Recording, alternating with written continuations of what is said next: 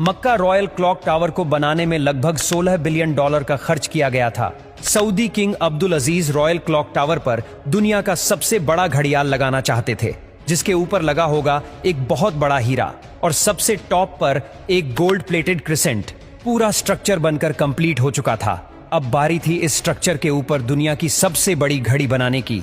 इस काम को अंजाम देने के लिए जर्मनी की पैरेट नामी कंपनी को सिलेक्ट किया गया, जिनको इस काम में 165 सालों का एक्सपीरियंस था। इन सब में सबसे बड़ा चैलेंज इस घड़ियाल के कांटे थे। इनको ऐसे डिजाइन करना था कि ये तेज हवा में उखड़ ना पाए। इस घड़ियाल का बड़ा कांटा 23 मीटर्स, जबकि छोटा कांटा 17 मीटर लंबा रखना था।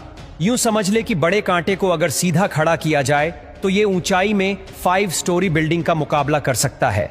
600 मीटर की ऊंचाई पर हवाएं 200 किलोमीटर पर आवर से भी ज्यादा तेज चल सकती है, जो इस कांटे को बड़ी आसानी से उखाड़ सकती है।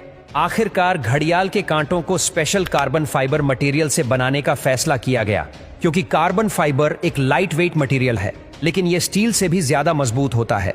स्टील की कंप्रेशन स्ट्रेंथ यानी दबाव बर्दाश्त करने की ताकत ज्यादा होती है और वो प्रेशर पड़ने पर मुड़ सकता है, लेकिन कार्बन फाइबर प्रेशर पड़ने पर मुड़ता नहीं है।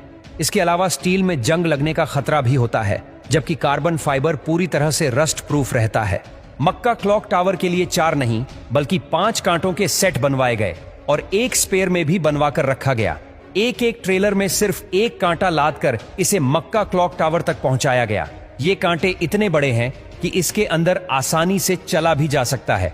क्लॉक टावर के चारों घड़ियाल को चलाने के लिए अलग अलग मोटर है, जिसे क्लॉक ड्राइव कहा जाता है, लेकिन यहां पर भी एक एक्स्ट्रा क्लॉक ड्राइव पहले से क्लॉक टावर में इंस्टॉल की गई है, ताकि कभी खराबी की सूरत में फौरन रिप्लेस किया जा सके।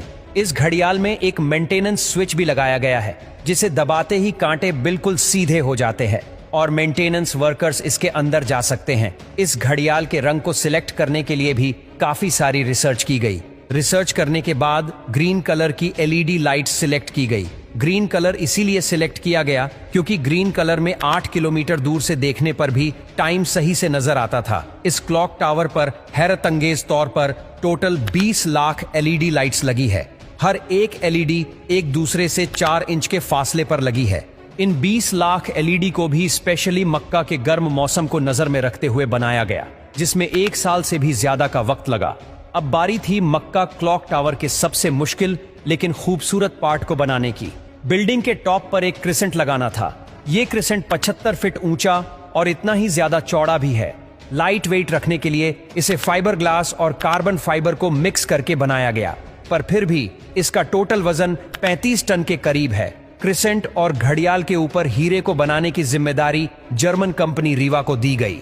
जानकारी के लिए बता दे कि इस घड़ियाल को दुबई में बनाया गया और फिर बाद में उसे मक्का ट्रांसपोर्ट किया।